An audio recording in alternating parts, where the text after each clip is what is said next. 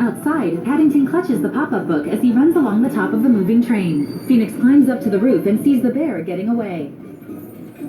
Meanwhile, Judy, Mrs. Bird, and Henry weave through the chains of hanging swings in one of the train cars. Above, Paddington barely makes it between cars as Phoenix pursues him, easily hopping over the gaps. Where do you think you're going, Bear? It's a train. It comes to an end, like all of us, alas. Paddington nearly walks off the end of the train but catches himself. He slowly turns to Phoenix. Exit, Bear. Pursued by an actor. A hatch slides open and Phoenix falls into a car. Phoenix Buchanan.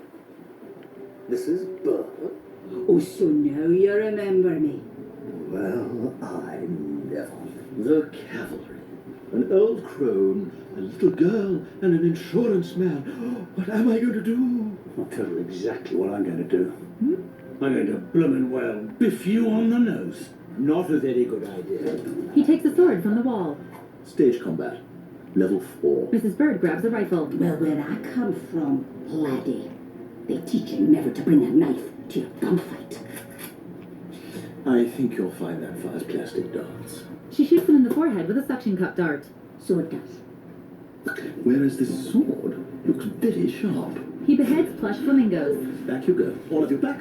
Phoenix takes 3 sets of handcuffs from a box. A view from above shows the 2 trains traveling side by side.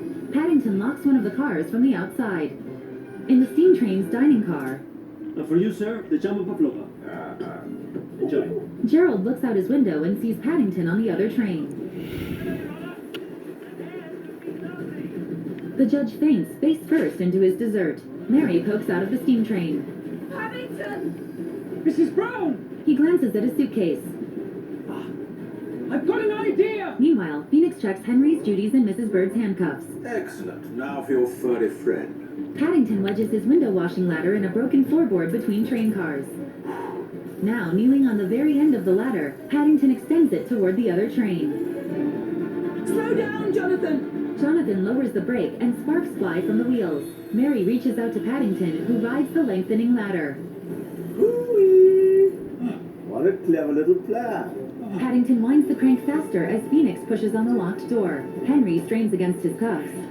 Don't worry, I know a wee trick Harry Houdini used to do. She picks her handcuffs with a hairpin. Meanwhile, the ladder stops and the crank comes off in Paddington's hand. He reaches out to Mary, only a small distance between them. As Phoenix rams against the door, it starts to break. The trains head for 2 separate tunnels. Jump, Paddington! I'll catch you! Phoenix kicks open the door. No! The actor hits a button on the ladder, retracting it. He seizes Paddington just before the trains enter the tunnels. Phoenix takes the book and locks the bear in the last car. Stepping onto the next one, he removes the pin holding the cars together. Bye-bye, Bear.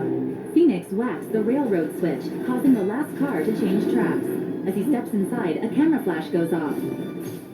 A few cars ahead, Judy lowers her camera and Henry steps into the doorway. He hurls a wooden ball which flies through multiple cars and strikes Phoenix in the forehead. Bullseye. Phoenix drops the pop-up book and falls face first to the floor.